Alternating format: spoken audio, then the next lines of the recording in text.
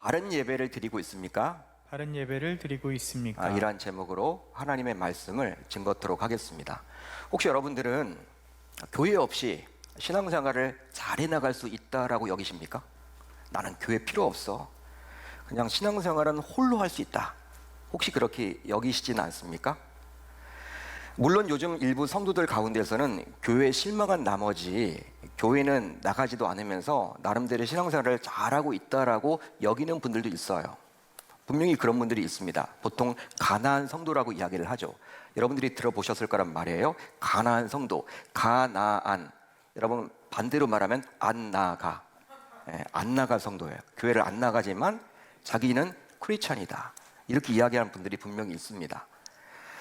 그렇지만 교회 없이 신앙생활을 온전히 해나갈 수는 없는 거예요.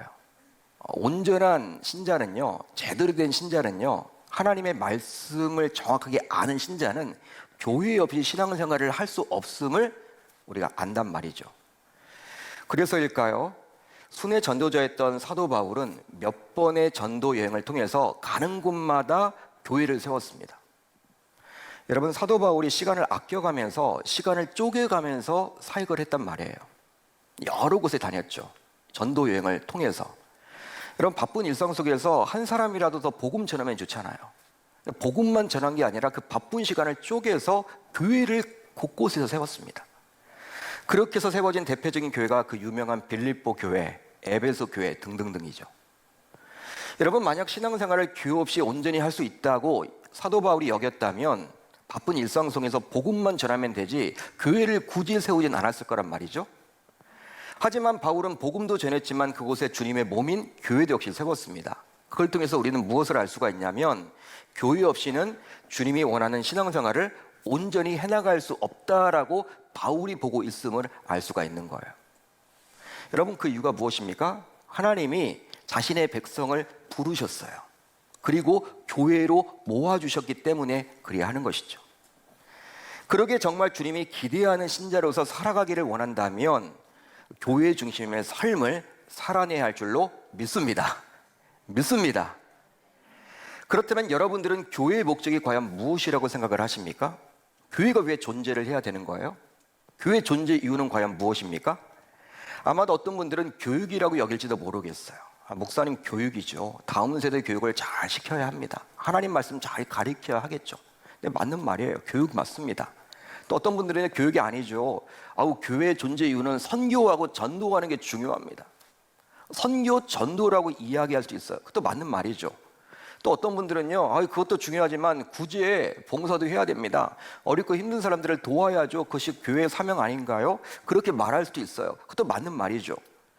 하지만 교회가 존재하는 중요한 이유 가운데 하나는 바로 예배임을 우리는 놓쳐서는 아니 되는 것이죠. 예배라는 거예요. 그래서 믿음의 선배들은 교회당을 가리켜서 예배당이라고 불렀어요. 교회당이 곧 예배당이다. 어떤 말입니까? 교회는 예배를 위해서 지어진 공간이란 뜻이죠. 그러니까 교회에서 예배가 없으면요, 여러분 이렇게 안고 없는 찐빵과 마찬가지야. 예? 교회에서 여러분 정말 중요한 게 바로 예배라는 거예요. 예배. 이처럼 주님께서 자신의 핏값으로 세우신 교회, 이 교회에서 우리 주님께서는 자신의 백성들이 하나님께 나와 예배하기를 원하십니다. 보통 주님께서 이 땅에 오신 목적이 바로 죄인들을 구원하기 위함이라고 저와 여러분들은 알고 있어요. 복음서에 나와 있기 때문에. 예수님께서도 친히 죄인들을 위해서 이 땅에 오셨다라고 이야기를 했죠. 죄인들을 구원하기 위함이죠. 자, 그렇다면 하나님께서 우리를 구원하신 목적은 과연 무엇 때문일까요? 하나님께서 저와 여러분들을 구원하신 목적은 과연 뭘까요? 그 이유가 있을 거 아닙니까? 이유가 무엇입니까? 이 질문에 대한 답을 신학적으로 설명할 수 있겠죠? 다양한 이야기가 나올 수 있겠지만 A.W. 토저 목사님이 자신의 책인 예배인가 쇼인가에서 다음과 같이 이 질문에 대한 답을 해주셨습니다. 어떤 답이냐? 제가 말씀을 드릴게요. 하나님이 우리를 구원하신 것은 신자 개개인이 활력 넘치는 하나님의 자녀가 되고 전심으로 그분을 사랑하고 그분을 거룩하고 아름답게 예배하도록 하기 위해서이다. 하나님이 우리를 구원하신 목적이 바로 무엇이라는 거예요? 예배하도록 하기 위함이라는 거예요. 그러기에 사도 바울 이후로 지금까지 영적으로 위대한 일을 이룬 사람은 모두 영적인 체험을 통해 참 예배자가 된 사람들이다. 만일 우리가 예배자가 아니라면 우리는 원을 그리며 빙빙 돌기만 하다가 결국 아무 데도 이르지 못하는 종교적인 춤을 추는 쥐에 불과할 것이다. 하나님은 무엇보다도 예배자를 원하신다. 예수님이 우리를 구속하신 것은 우선 우리가 예배자가 되도록 하기 위해서이지 일꾼이 되도록 하기 위해서가 아니다. 그러니까 사역도 중요하죠. 교회 봉사 중요합니다. 예배가 있고 나서 하는 거예요. 어떤 분들은 여러분 사역만 해요. 교회 여러분 사역이 없으면 교회 안 나오더라고. 근데 그게 아니라는 거예요. 예배가 중요해요. 예배가 중요하다는 거예요.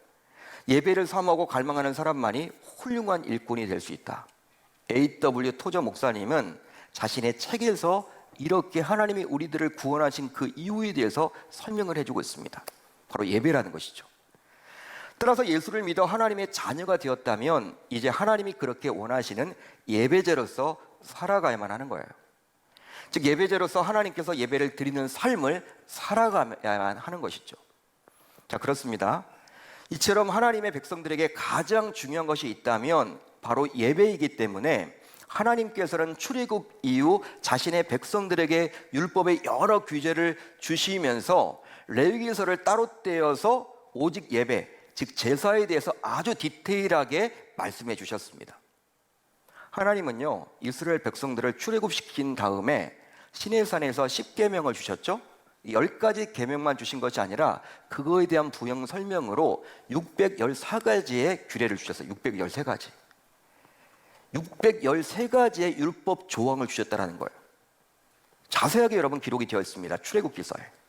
그런데 예배 부분에서만큼은 아주 디테일하게 레위기서를 따로 떼어서 이 예배를 어떻게 드려야 하는지에 대해서 그 방법에 대해서 설명을 해주고 있다는 거예요. 즉 다른 무엇보다도 정말 많은 분량을 할애해서 예배 방법, 즉 제사 방법에 대해서 말씀해주고 계시죠. 하나님께서 그렇게 하신 이유가 있다면 바로 예배를 드리는 것이 너무나도 중요한 것이 아니라 바로 하나님이 받으시는 바른 예배를 드리는 것이 너무나도 중요하기 때문이에요. 예배 드리는 것이 중요한 것이 아니에요. 바로 어떻게 예배를 드리느냐가 더 중요해요. 하나님이 받으시는 예배를 드려야 한다는 것이죠. 우린 예배를 자주 드립니다.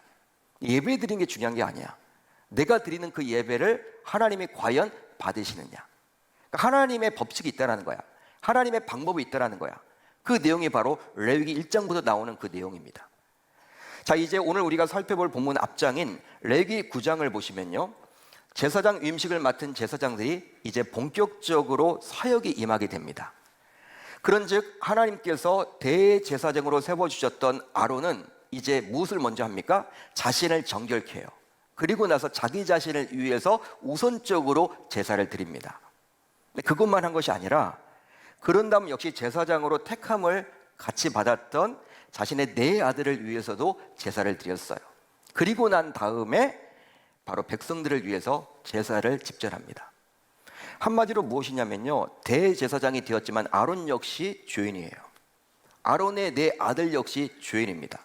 그렇기 때문에 자기 자신을 먼저 정결케 하고 깨끗해 하고 하나님 앞에 죄가 없는 상태가 되어야지만 어떻게 해요? 백성들을 위해서 예배를, 제사를 집전할 수 있다라고 본 것이죠. 그렇기 때문에 먼저 자기 자신을 위해서, 대제사장인 자기 자신을 위해서 하나님 앞에 제사를 드렸고, 이제 아들들은 제사장이 되었단 말이에요. 그 아들들을 위해서 제사를 드렸습니다. 그리고 나서 백성들을 위해서 제사를 집전해요. 바로 백성들을 대신하기 전에 대제사장으로서 또 제사장으로서 먼저 자신들을 정결케 한 것이라고 볼 수 있죠. 이제 그런 후 아론은 백성들을 위해서 속죄제를 드리고 번제를 드리고 화목제를 드리게 됩니다. 그 내용이 바로 9장에 나와 있어요. 그리고 백성들을 향해 손을 들고 축복을 합니다. 더욱이 모세와 함께 회막에 들어갔다가 나오면서 다시 한번 자신의 백성들을 위해서 축복을 하게 되었어요. 그런데요, 그런 일이 벌어지고 난 다음에 정말 놀라운 일이 일어나게 되었어요. 바로 여호와 앞에서 불이 나와서 제단 위에 번제물과 기름을 모두 살라버리게 되었습니다. 다음의 구절을 통해서 확인이 가능해요. 오늘 본문 9장 23절, 24절입니다. 제가 읽어드릴게요. 9장 23절, 24절이에요. 여호와의 영광이 온 백성에게 나타나며 불이 여호와 앞에서 나와 제단 위에 번제물과 기름을 사른지라 온 백성이 이를 보고 소리 지르며 엎드렸더라. 하나님의 영광의 불이 단 위에 들여진 모든 번제물과 기름을 살라버렸는데 이거 어떤 의미입니까? 하나님께서 백성들이 드렸던 그 제사 예배를 기뻐 받으셨다라는 거예요. 결국 이것을 모두 지켜봤던 백성들은요, 하나님의 임재 가운데 소리를 지르며 엎드리게 된 거야. 엎드려질 수밖에 없게 된 거예요. 여러분, 이 얼마나 감격스러운 장면입니까? 그곳에 있는 온 백성들은 하나님의 임재를 느끼며 짜릿한 기쁨과 진정한 평안을 경험했겠죠. 세상이 주지 못하는 그 평안을 맛봤을 거란 말이에요. 하나님의 임재 가운데 하나님의 영광의 불이 임하게 되었기 때문에 이제 자신들을 위해서는 하나님께서 제사를 드릴 성막도 주셨고 정해진 룰에 따라 제사를 드리도록 제사장들도 허락해 주셨으니 백성들은 그야말로 그 현장에 있었던 백성들은 그야말로 결코 잊지 못할 감동을 누렸을 거란 말이죠. 한마디로 여러분, 예배 시간은요, 하나님의 임재 시간이에요. 그리고 하나님께서 주시는 힘으로 우리가 평안을 누리고 기쁨을 누리며 살아내는 것입니다. 바로 9장이 바로 그런 사건이 벌어지고 있는 거야. 하나님이 정말 받으셨던 그 예배를 정말 드렸기 때문에 하나님이 그렇게 기뻐 받으신 거죠. 그 예배를. 그런데요, 그런 감격스러운 경험이 있었습니다. 그런데 얼마 지나지 않아서 얼마 정도 지났는지 성경에는 나와 있지 않기 때문에 잘 모르겠지만 아무튼 얼마의 시간이 지났는지 모르겠지만 비참한 사건, 끔찍한 사건이 일어나게 되었어요. 자, 오늘 말씀 1, 2절을 같이 한번 볼까요? 우리 한번 같이 읽어봅니다. 1, 2절 시작. 아론의 아들 나답과 아비후가 각기 향로를 가져다가 여호와께서 명령하시지 아니하신 다른 불을 담아 여호와 앞에 분향하였더니 불이 여호와 앞에서 나와 그들을 삼킴에 그들이 여호와 앞에서 죽은지라. 끔찍한 사건이죠. 와, 아버지 아론과 함께 제사장직을 열심히 수행했던 나답과 아비후에게 얼마 전 백성들에게 영광스럽게 임했던 그 불, 같은 불이 이번에는 심판의 불, 즉 진노의 불로 임해서 이 둘을 삼켜버리게 되었습니다. 같은 불이에요. 하나님의 불입니다. 얼마 전에는 그 불이 감격의 불이었잖아요. 하나님의 영광의 불이었잖아요. 하나님이 받으신다라는 것을 보여준 불이었잖아요. 예배를 받으셨다는 것을 증명해내는 불이었다면 이번의 불은 어떤 불입니까? 하나님의 같은 불이에요. 그런데 그 불이 진노의 불, 심판의 불이 되어서 이 둘이 즉사를 당하게 되었어. 즉각 죽게 되었다라는 거예요. 끔찍한 사건이 벌어지게 되었죠. 한마디로 얼마 전 온 백성을 감격하게 만든 불이 이번에는 온 백성을 두려움이 떨도록 만들었습니다. 와, 하나님이 여러분 이렇게 이중적인 모습을 볼 수 있죠. 하나님은 사랑하시는 하나님이시지만 또 심판하시는 분이에요. 예배를 통해서 뭔가 유익을 얻어야 돼. 뭔가 기쁨이 돼야 돼. 뭔가 편리함이 있어야 돼. 비록 오늘 본문에 나온 나답과 아비후는 제사장이었지만 제사장 이야기라고 취급할 수는 없어요. 왜냐하면 신약시대를 살고 있는 저와 여러분들 모두 만인 대제사장설에 의거해서 저와 여러분 모두 제사장이기 때문에 그러니까 우리들에게 주신 말씀이에요. 오늘 말씀은. 그렇다면 이제 이 시간 자신이 드리는 예배를 한번 점검해 보았으면 좋겠습니다. 내가 드리는 예배를 한번 점검해 보자고요. 우리 모두 하나님이 기뻐하시는 예배를 드리는 예배자로 과연 이 시간 예배를 드리고 있습니까? 여러분들에게 묻고 싶어요. 우리가 지금 예배를 드리고 있는데 하나님이 기뻐하시는 예배자로서 이 자리에 나와서 예배를 드리고 있느냐? 혹시 코로나 팬데믹과 함께 시작된 영상 예배, 지금 영상으로도 예배를 많이 분들이 드리고 있을 텐데요. 이 영상 예배를 가정에서 드리면서도 행여나 편리함에 취해서 계속 드리고 있지는 않나요? 묻고 싶어요. 편리함에 취해서. 즉 코로나 초창기에는 교회당에 나올 수도 없었기 때문에 어쩔 수 없이 영상으로 예배를 드렸잖아요. 그때는 교회를 나올 수도 없었어. 막 당국에서 그렇게 이야기했으니까. 어쩔 수 없이 여러분 영상으로 드렸단 말이에요. 근데 드리다 보니까 어때요? 편해. 편리해. 그러다 보니까 이제 충분히 나올 수 있는 환경과 여건이 되었음에도 불구하고 어느 순간 편리함에 취해서 교회당에 나올 마음조차도 먹지 못하고 있지 않냐. 저는 묻고 싶어요. 우리가 할 건 다 하잖아요. 여행도 가고, 백화점도 가고, 쇼핑도 하고, 슈퍼도 가고, 병원도 가고, 직장도 가고, 대중교통도 다 이용하는데 교회는 그냥 편리함에 취해서 뭐 영상으로 예배 드리지 뭐. 물론 여러분 영상으로 예배 드리는 분들이 모두 그런 마음은 아니겠죠. 뭐 어쩔 수 없이 본인의 건강 때문에, 사정 때문에 그럴 수도 있겠지만 우리의 내면을 생각해 보자고요. 예배 드리는 이유가 그냥 편리하기 때문에 드린다? 그렇다면 우리도 오늘 본문에 나와 있는 여러분 이 두 아들과 별반 다를 바가 없다니까요. 심판을 받던 그 아들과. 그뿐 아니라 교회당에 나와서 예배를 드리면서도 그냥 주일에게 습관적으로 이 자리에 앉아 계시진 않습니까? 여러분 왜 나오셨어요? 지금 교회당에도 나오셨는데. 한마디로 어떤 기대감도 없이 의무감 때문에 앉아 계시진 않나요? 그래도 내가 중직자인데, 목사님이 찾을 텐데, 연락 올 텐데, 뭐 이런 식 아닌가요? 이런 모습이 조금이라도 자신에게서 발견된다면 우리 또한 나답과 아비후와 별반 다를 바가 없다고 볼 수 있습니다. 아니 그래도 나답과 아비후는 하나님에 대한 열정이라도 있었죠. 열심이라도 있었죠. 경쟁이라도 했죠. 여러분 뭐라도 좋은 거라도 바치려고 했잖아요. 하지만 우리는 그런 열심 또한 없기 때문에 어쩌면 나답과 아비후가 받아야 할 그 심판의 불을 우리 또한 이 시간 받는다 하더라도, 그래서 우리가 죽는다 하더라도 하나님께 이야기할 게 없다는 거예요. 실제 말라기 선지자를 통해서도 하나님께서는 우리 신자들에게 경고해 주셨습니다. 여러 번 경고해 주셨어요. 바로 하나님이 원하시지 않는 방식으로 예배하지 말라는 것이죠. 한마디로 무엇입니까? 예배는 하나님의 방식대로 드려져야 한다는 것입니다. 쉽게 말하면 예배를 헛되이 드리지 말라라고 연신당부를 했어요. 자, 말라기 1장을 한번 볼까요? 이렇게 여러분 나와 있습니다. 좀 길지만 한번 같이 읽어봅니다. 시작. 내 이름을 멸시하는 제사장들아, 나 만군의 여호와가 너에게 이르기를 아들은 그 아버지를, 종은 그 주인을 공경하나니 내가 아버지일진데 나를 공경함이 어디 있느냐, 내가 주인일진데 나를 두려워함이 어디 있느냐 하나 너희는 이르기를 우리가 어떻게 주의 이름을 멸시하였나이까 하는도다. 너희가 더러운 떡을 나의 제단에 드리고도 말하기를 우리가 어떻게 주를 더럽게 하였나이까 하는도다. 이는 너희가 여호와의 식탁은 경멸히 여길 것이라 말하기 때문이라. 만군의 여호와가 이르노라, 너희가 눈먼 희생 제물을 바치는 것이 어찌 악하지 아니하며 저는 것 병든 것을 드리는 것이 어찌 악하지 아니하냐. 이제 그것을 너희 총독에게 드려보라. 그가 너를 기뻐하겠으며 너를 받아 주겠느냐.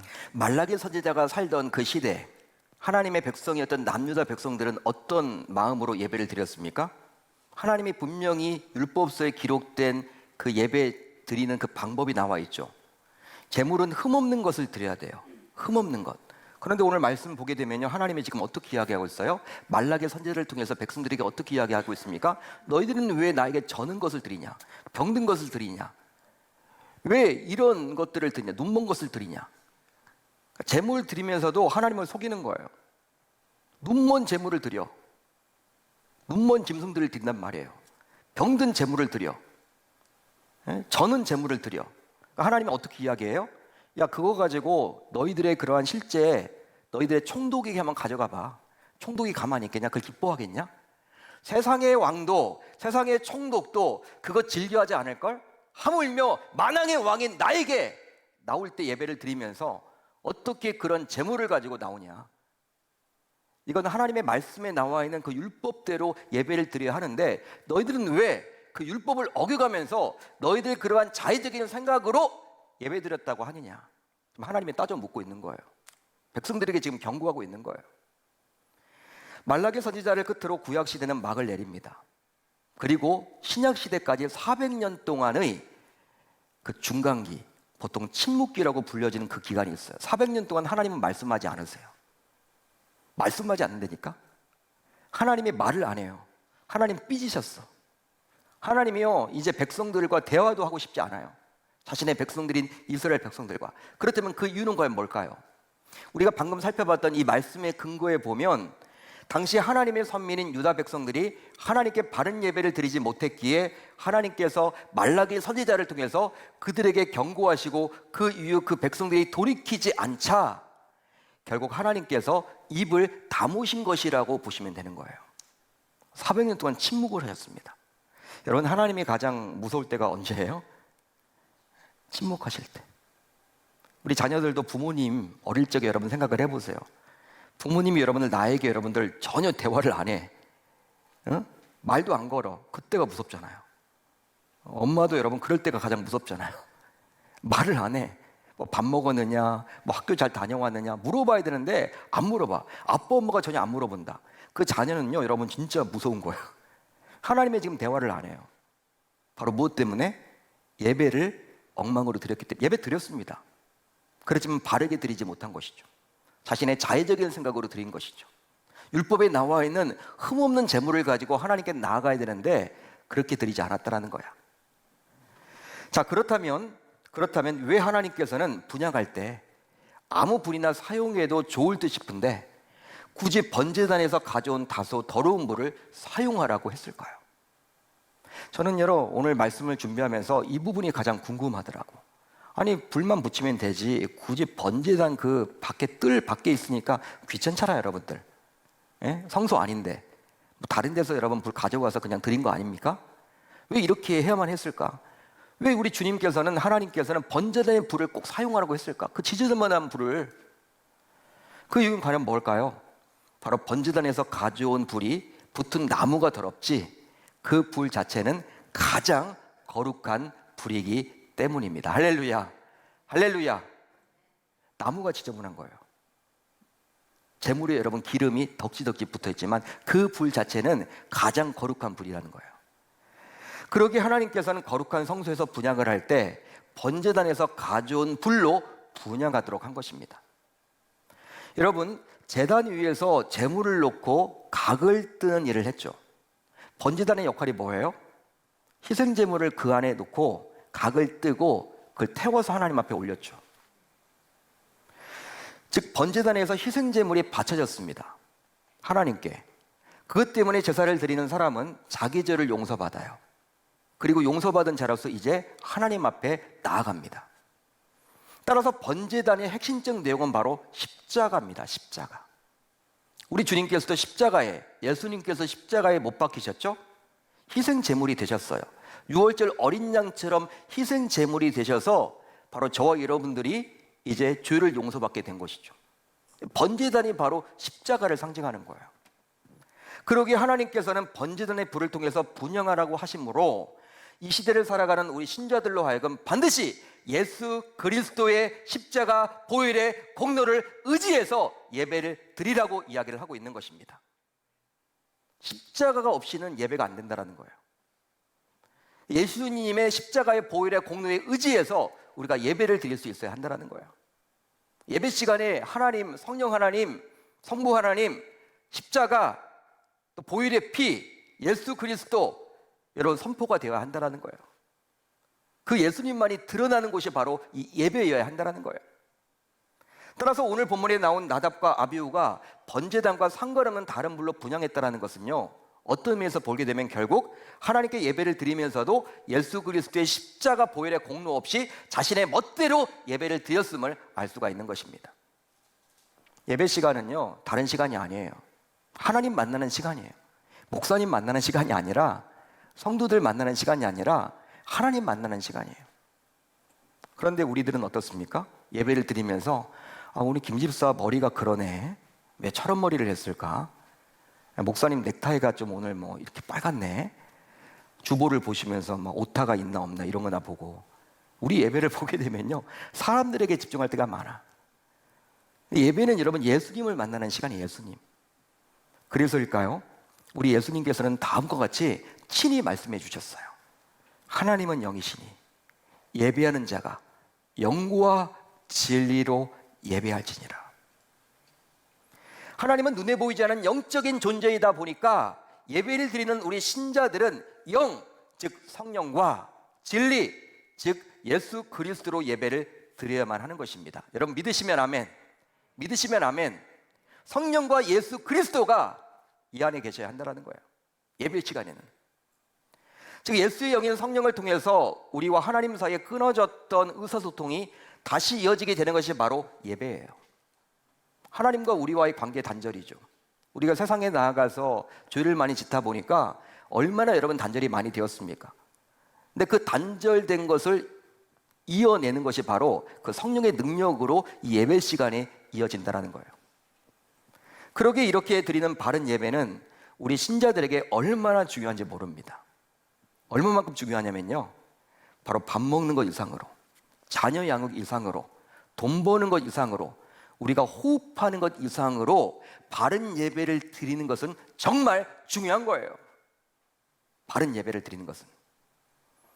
여러분, 이제 말씀을 정리할게요. 여러분들은 현재 바른 예배를 드리고 있습니까? 바른 예배를 드리고 있나요? 우리는 항상 예배를 드리면서 이 질문을 기억하며 자신의 예배를 수시로 점검해 보셔야 돼요.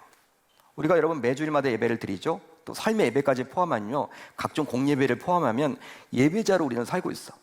그렇지만 우리가 드려지는 그 예배가 과연 하나님이 받으시는 바른 예배인지를 항상 우리는 물어야 돼. 물어야 됩니다. 점검하셔야 됩니다. 이제 그렇게 점검하심으로 말미암아 하나님이 받으시는 참된 예배자가 모두 되어 이 답답한 시대 속에서 하나님의 마음을 시원케 하는 얼음 냉소 같은 존재가 다 되실 수 있기를 우리 주님의 이름으로 축원합니다.